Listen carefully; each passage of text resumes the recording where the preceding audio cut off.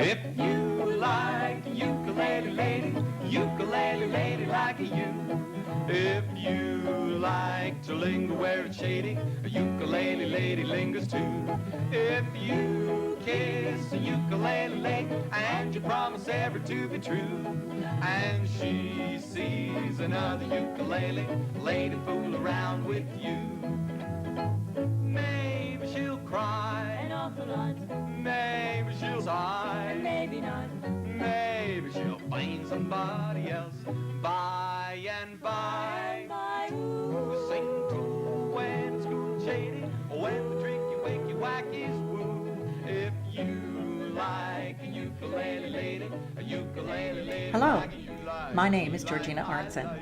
I'm going to tell you the story of a pivotal time in my life as I traveled along the road to become a professional singer and entertainer. There are 3 places in Saskatchewan I'd like to take you that will help guide my story. A folk club in Regina, an elementary school in Wishart, and a pub in Fort Qu'Appelle. First, the folk club. It was called the Regina Guild of Folk Music. I remember the first time walking into that place.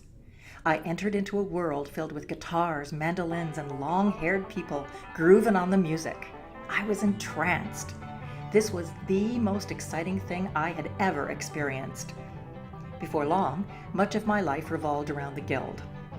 Many lifelong friends were made there as I sang and played in several groups. It was on the stage of the Guild I first embraced and enjoyed performing on stage. Surrounded by other like-minded folkies, I felt relaxed, accepted, and part of something very special. And now, let's go to the second place in my journey, an elementary school in Wishart. When I was 22 years old, I was hired to teach 5th grade there. My life followed a logical set of events that landed me squarely in front of that group of 9-year-olds in the fall of 1975. My sisters and I enjoyed singing a lot. Our dad called us the Saskatchewan Songbirds. Our mother would make cute little outfits for our performances. When I graduated from high school, I was stuck. What to do? The only thing I wanted to do was sing. My mother convinced me that getting a teaching degree was a more practical way to make a living, so I went to the University of Regina and emerged with a brand new teaching certificate. Off to Wishart I went, and the next thing I knew, I was a teacher. And finally, the third place in my journey, a pub in Fort Qu'Appelle. Over the course of a few months, my life changed dramatically, from country school teacher to professional performer.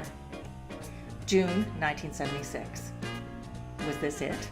Was my life going to be teaching school and fitting music in as a hobby? No, music making was way too important just to be wedged in on weekends and holidays. My folky friends were feeling the same way. A meeting was organized. We decided to become a cover band. A cover band in the 1970s was a traveling band playing pop hits for a drinking and dancing audience. It sure sounded better than returning to small-town Saskatchewan, so June found me handing in my resignation. July. Now you might think we go out to the clubs and pubs, see what other bands were playing, what an audience in those places wanted to hear. That just didn't occur to us. We already knew what kind of music we liked. We knew what we thought was cool and hip. September 1976. After 2 months of solid work putting together a very sophisticated group of songs, we got our first gig. Hallelujah! We were jubilant! With a gig to prepare for, my dear friend and fellow chick singer Roberta and I headed off to the mall to find an outfit to wear. Our usual performing attire was t-shirts and jeans or peasant blouses and skirts. When I look at the pictures from our professional photo session, I now chuckle. There we were in our early 20s. We had selected bright red ball gown dresses that made us look much older. We thought they were classy and beautiful. Off we went to Fort Qu'Appelle. We were so excited to see the name of our group on the marquee.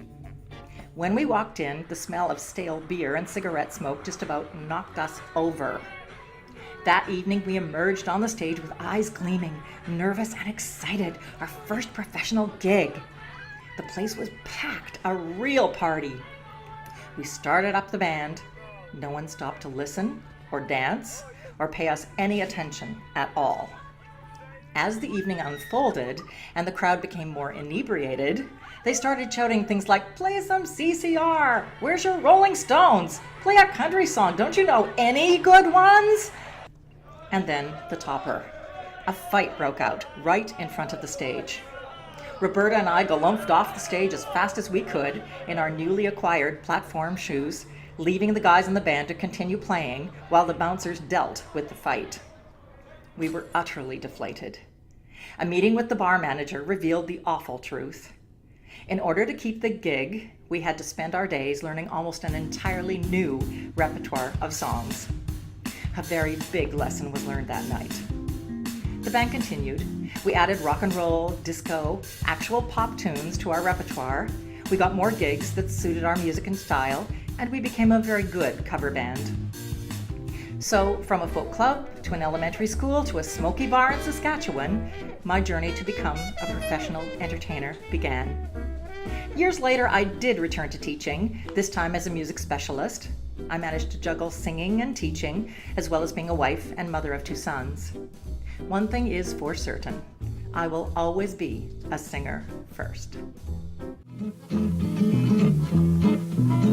Well, I can wash out 44 pairs of socks and have them on the line. You know, I can start your 9, 2 dozen shirts for you can count from 1 to 9. Well, I can slip off a great big dip off alone from the dipper's can. Throw it in the skillet, do me shopping and me back from melts in a plenty summer. Woman, W-O-M-A now. Let me tell you again.